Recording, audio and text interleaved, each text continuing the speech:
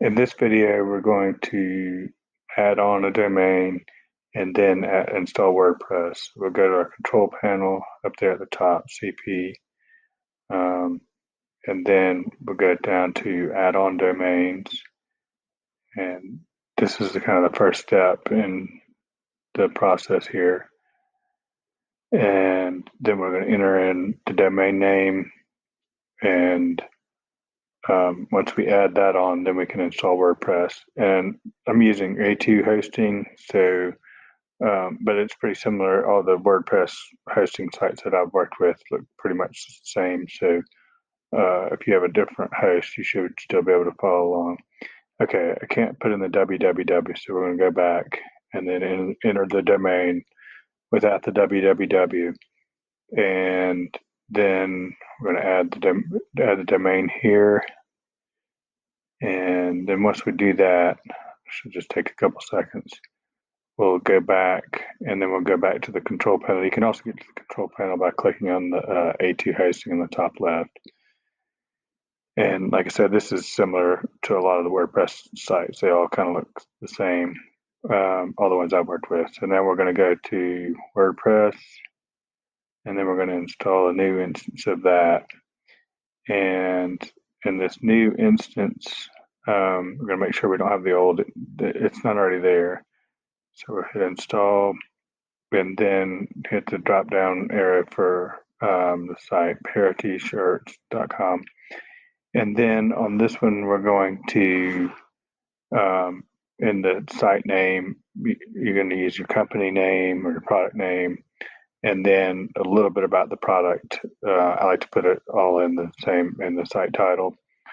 And then for that, and then in the site description, I'm just going to put my tagline, but you could put more descriptive stuff. I wouldn't use like keywords or tag words or anything like that. I would just use plain English with the tag words in there, so that it's readable to a machine and like Google and to a human. Okay, so I'm going to put my tagline is never take life too seriously.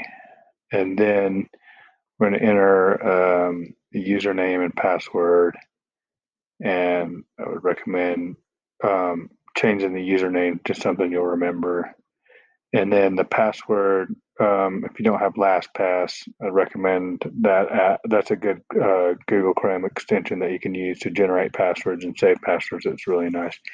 And then in this case, I'm just going to use parody shirts because, and I'll change it later because I don't want to display my password in front of a large audience here. So I'll change that after this video, and then it'll take about 3 or 4 minutes to install the WordPress, but I'll kind of fast forward through that first process, and then you should get a installation bar here in just a second. There it is.